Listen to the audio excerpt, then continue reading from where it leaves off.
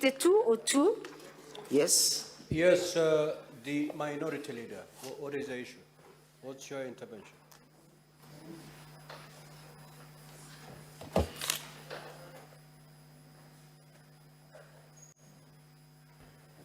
Can the council go slightly slow? Because we are trying to catch up with these volumes here as he keeps on leading the witness. So if you can go slow, we are slightly, we're also recording. So, Council, if you refer to a page, allow the senators to get to that page. I am well before guided. You flip to another page. Otherwise, then you will lose them along the way. I am humbly Proceed. guided, and I beg, I apologize for the same. You have done slightly over 1 hour, so just be guided on the time. Let's go to page 48 of the same bundle. Madam Witness, what is reflected in that particular page? Page 48, we have It's a gazettement, correct? It's a gazette notice. Who is being gazetted? We have a number of gazette notices. You can see the gazette number 5200, correct? 5200. Yes, let's deal with that first. The gazette notice on number 5200 is the Meru County Investment and Development Corporation Act. Yes. And the gazetted person, the chairperson is Felicity Biriri. When is it dated? It is dated 13th November 2017. When was the period of the chairperson supposed to run? It was supposed to run for a period of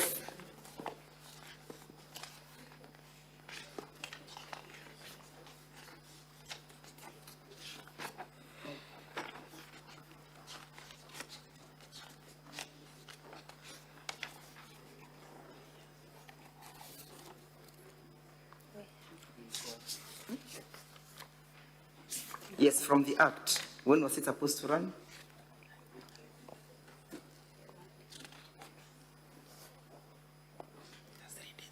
It's not clear from this gazette notice, Honorable.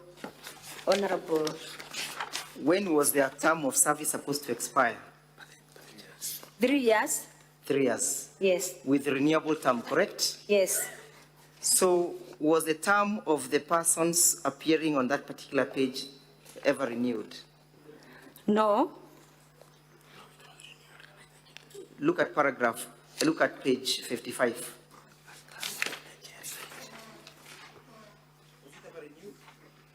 Or what happened to that chairperson? This chairperson resigned on page 55. This chairperson resigned in 2022 to vie for the position of women rep. Do you have evidence of the resignation? Yes, on page 55.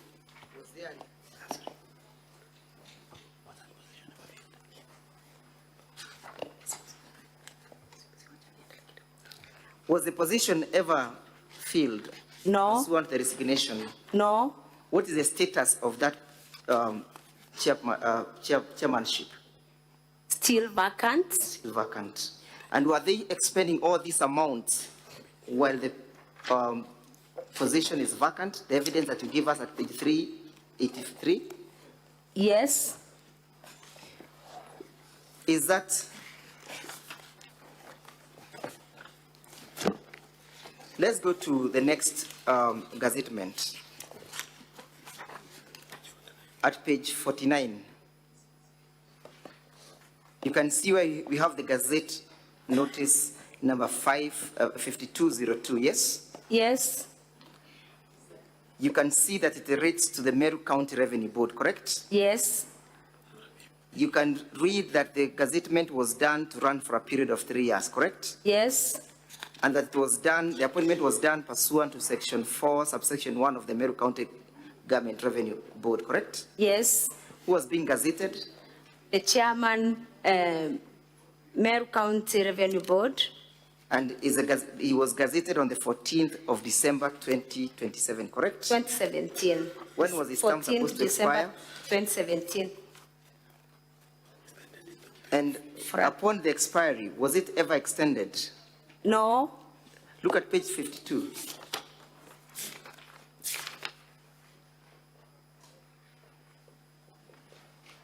Are you with me at page 52?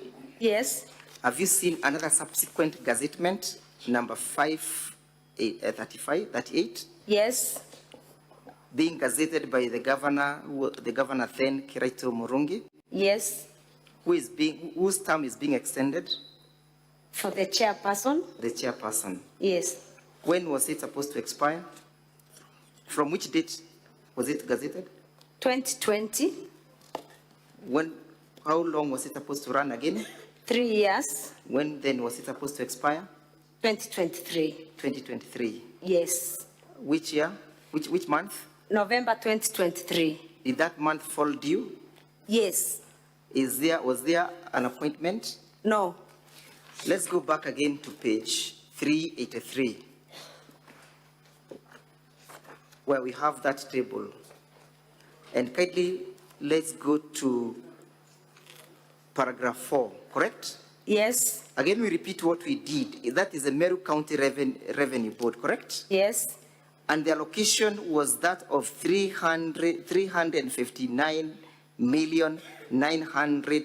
359,932,000, correct? yes, The exchequer issue was that of 231,080 million, correct? yes, The actual expenditure was 212 million.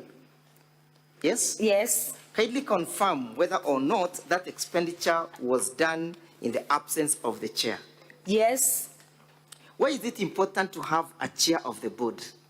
the chair of a board is the one who presides over all the board meetings, and it is the board that approves expenditures for these semi-autonomous government agencies of Meru County government. So it's your testimony that therefore the expenditures were done without the approval of the board. Yes, Who was supposed to make sure that these boards were up and running? the governor, Did she undertake that role and No. responsibility? no, Is it your testimony that she therefore abdicated her duties? yes, Does that inspire confidence in her office? no, Does it contribute to good governance? no, Does it contribute to upholding the rule of law under Article 10? no, Does it enhance accountability under Article 10 and the prudent use of public resources under Article 201 of the Constitution? no, Does it therefore breathe confidence under Article 73 of the Constitution that she knows how to manage the affairs of the county government of Meru?